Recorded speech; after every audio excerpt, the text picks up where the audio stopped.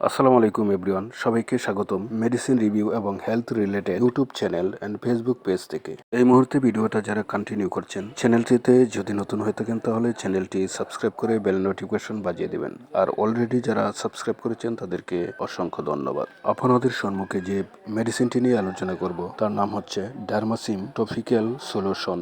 Marketing করছে ACI pharmaceuticals limited. Generic name হচ্ছে ক্লোট্রাইমাজল 1%। Dermasim 20 ml বোতলের এমআরপি হচ্ছে 85 টাকা।